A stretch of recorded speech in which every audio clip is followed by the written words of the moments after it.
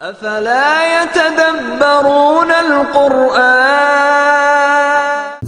Bismillahirrahmanirrahim. Assalamualaikum warahmatullahi wabarakatuh. A'udzu billahi minasyaitonir rajim. Bismillahirrahmanirrahim.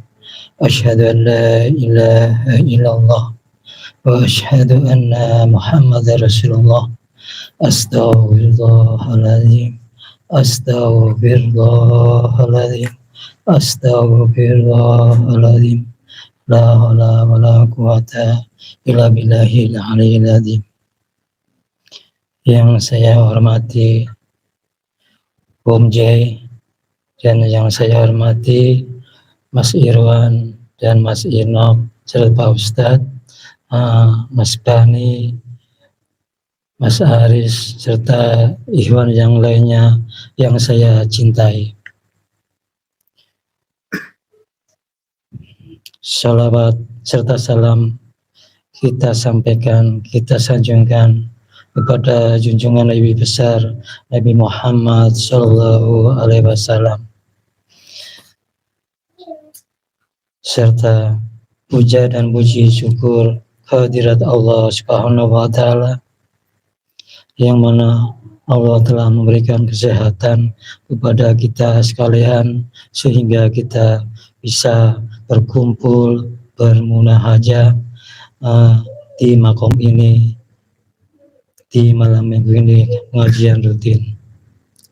Alhamdulillah kita udah 2 kali di malam minggu ini bisa berkumpul di pengajian YPPI ini.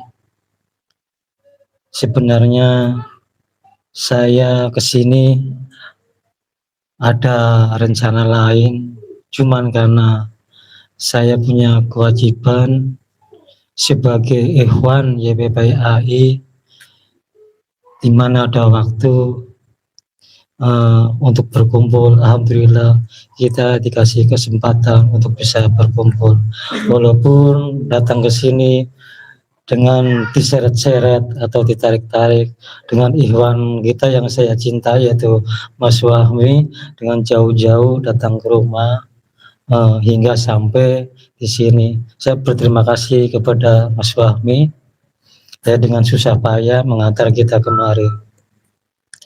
Kita sudah lama, mungkin ada 3 tahun kita tidak berkumpul dengan ikhwan, dikarenakan saya pulang kandang ke kampung halaman kita karena ada hal-hal lain yang mungkin dari udah ketetapan dari Allah atau bagaimana, sehingga kita ditakdirkan untuk yang kejadian yang seperti ini.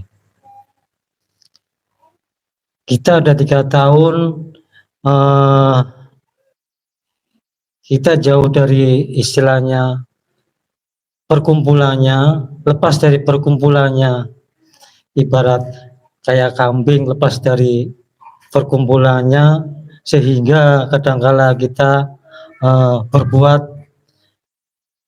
mungkin yang tidak wajar atau yang dosa. Saya akui karena jauh dari ikhwan, jauh dari pengajian, kita di situ pasti ada godaan-godaan yang selalu mengintai kepada diri kita.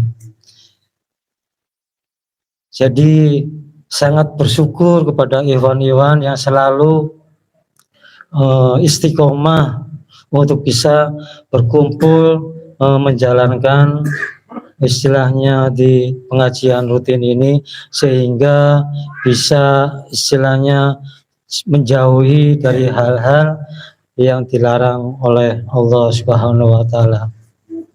Saya juga sangat bersyukur dengan adanya YPPI ini, sehingga kita bisa berpegang teguh, tidak sampai kepada hal-hal yang istilahnya menimbulkan kesesatan-kesesatan yang jauh dari ajaran-ajaran yang diperintahkan oleh Allah Subhanahu wa Ta'ala. Kita hari ini dipercayakan untuk membacakan, yaitu penggugah batin. Sebenarnya saya agak keberatan karena saya belum siap, cuman karena setengah paksa lah, ya alhamdulillah dengan terpaksa saya terima. Dalam penggugah batin ini saya akan mencoba menyampaikan yaitu hukum hidup. 1. Barang siapa yang tidak percaya kepada jalan Allah ini, maka ia akan tidak dipercayai oleh Gusti Allah dan ia akan jauh dari Allah. Semua makhluk tidak ada kecualinya ada dalam tangan Gusti Allah, tetapi Gusti Allah menyertai hanya kepada makhluk atau manusia yang eling kepadanya. Gusti Allah menguasai mutlak seluruh makhluknya, serta Gusti Allah adalah pokok sumbernya. Beliaulah yang menciptakan semua makhluk yang mengisi alam ini. Akan tetapi Gusti Allah sama sekali tidak terikat oleh pekerjaannya itu, berdiam saja seakan-akan tidak mengatur.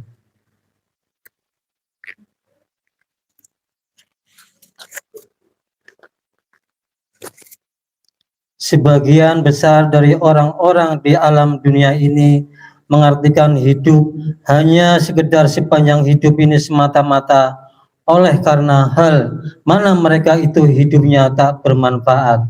Kepercayaannya disandarkan kepada benda-benda yang kasar atau baru dan tidak mengakui akan adanya Gusti Allah. Menurut hemat mereka, dengan hidup di alam ini juga sudahlah cukup. Orang yang memegang rasa sejati atau hidup rasanya adalah orang mulia dan percaya penuh akan adanya Allah, cinta kepada Gusti Allah, sebab insaf bahwa Gusti Allah itu adalah sumber abadi dari semua makhluk. Maka itu harus memanjatkan puji kepada Tuhan dan harus taat kepada pelajaran-pelajarannya agar supaya menuju kepada penunggalan dengan Gusti Allah. Barang siapa yang sungguh-sungguh bersembah sujudnya kepada Gusti Allah tanpa memikirkan ganjarannya atau surga, mempunyai milik yang mulia serta akan abadi tunggal dengan Gusti Allah. Barang siapa yang menuju kepada Gusti Allah akan tetapi muji dewa-dewa seraya tidak tunduk kepada pelajaran-pelajaran dari Gusti Allah dan Rasul-Nya, disebutnya tidak tahu akan jalan Allah. Yang menuangkan kelezatan kepada sajian-sajian yang disediakan untuk dewa-dewa, hal ini tidak terpikir oleh memuji-muji dewa-dewa itu. Bisa jadi maksud tujuannya benar dan baik, tetapi orang itu nantinya akan celaka oleh kelakuan sendiri. Tegasnya, orang-orang yang memuji-muja dewa-dewa akhirnya akan kembali ke tempat para dewa-dewa. Yang memuji leluhur-leluhurnya akhirnya akan kembali ke tempat pada leluhurnya. Yang memuja batu, badan halus atau jin, siluman, malaikat, arwah, wali-wali, mbah-mbah dan sebangsanya pasti akan pulang ke tempat yang dipuja itu. Sebaiknya yang memuji-muji Gusti Allah semata-mata pulangnya kepada Gusti Allah Subhanahu wa ta'ala. Gusti Allah tidak mempunyai rasa benci kepada makhluknya, sebaliknya malah melimpahkan kasih sayangnya merata kepada seluruh karyanya, tidak pilihan atau satu persatu. Beliau mencintai umatnya yang betul-betul iman kepadanya dan bersembah yang dengan tulus ikhlas kepadanya. Barang siapa yang telah banyak melakukan kejahatan atau penyelewengan, kemudian insaf dan terus nyata-nyata bertaubat kepada Tuhan disertai dengan tekad yang bulat, tidak lagi melakukan hal demikian dengan tulus ikhlas hati, maka orang itu akan dimaafkan dosa-dosaannya oleh Gusti Allah dan akan memperoleh kebahagiaan. Barang siapa yang percaya benar-benar yakin kepada Gusti Allah serta sungguh-sungguh melaksanakan perintah-perintahnya, maka orang itu akan ada pada jalan Tuhan yang setinggi-tingginya, walaupun dia itu keturunan gembel atau lahiriah. Jadi lebih-lebih para alim ulama, bangsawan-bangsawan, pembesar-pembesar yang ada di alam dunia ini, serta cukup harta bendanya, kekayaannya untuk bekal hidup, bekal ibadah, sebab oleh si miskin atau si gembel pun jalan Allah itu bisa tercapai. Maka dari itu, marilah kita segera sadar, eling akan Allah dan memujanya. Barang siapa yang teguh bagaikan gunung karang di tengah-tengah gelombang samudra, dalam usahanya hendak mendekatkan dirinya kepada Gusti Allah, maka ia itu pasti akan diberi taufik dan hidayah untuk mencapai tujuan itu. Barang siapa yang tetap teguh akhlak dan budi pekertinya di tengah-tengah pujian atau celaan sesama manusia, maka orang itu akan tetap ada dalam kemuliaan dan kekuatan batin yang kekal serta senantiasa disayangi oleh Gusti Allah. Kita semuanya harus menginsapi bahwa yang menguasai dunia ini dan seluruh alam semesta tiada lain melainkan hanya Gusti Allah, Raja seluruh alam. Dalam menempuh jalan ini kita harus sampai ke taraf meyakini dan menyaksi bahwa dalam dada masing-masing manusia itu ada roh suci, roh Rabbaniyah, Abdullah. Jika belum sampai ke situ berarti belum mengenal ma'rifatullah, kepribadiannya. Pengetahuan ilmu ini diberikan kepada tiap-tiap orang yang betul-betul menginginkan, yaitu untuk kekal. Modal hidup sempurna yang kekal dan mengenal Gusti Allah yang tidak berawal dan tidak berakhir. Gusti Allah itu maha menguasa dan maha mengatur seluruh alam semesta.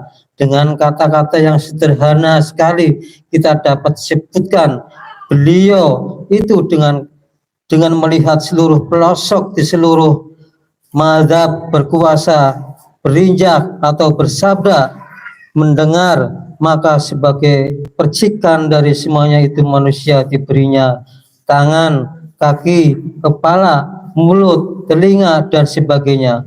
Dalam pada itu beliau sama sekali tidak terikat oleh karyanya. Tanda ingat atau eling, sadar akan yang maha agung.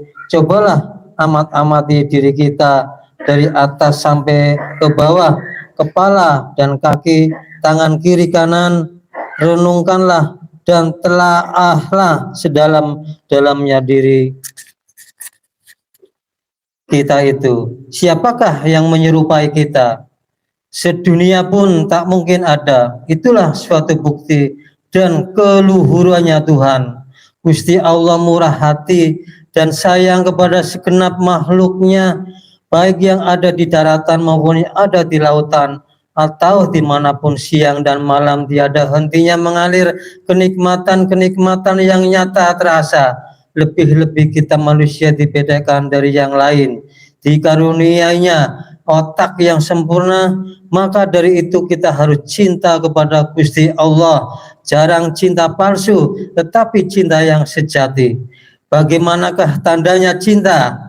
Yaitu harus ingat, sadar kepada beliau, tahu diri, disertai dengan sholatnya. Demikian perintah Tuhan.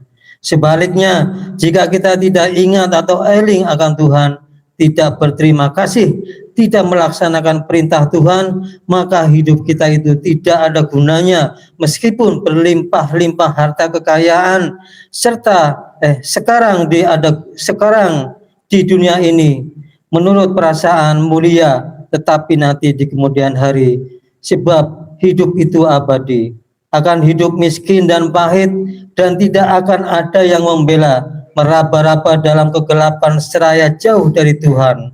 Itulah yang disebut mati tersesat, pulang tak tahu arah. Telah Allah dan renungkanlah dua kalimat syahadat, syahadatain. Syahadat itu telah menunjukkan bahwa Muhammad Rasulullah tidak meninggal dunia, tetap ada dalam abadi, ada di dalam diri kita. Muhammad hakiki, nyatakanlah, yakinkanlah. Demikianlah yang tadi saya bacakan, itu mengenai hukum hidup. Moga-moga yang saya bacakan ini bisa diresapi, bisa dijalanin di hari-hari hidup kita.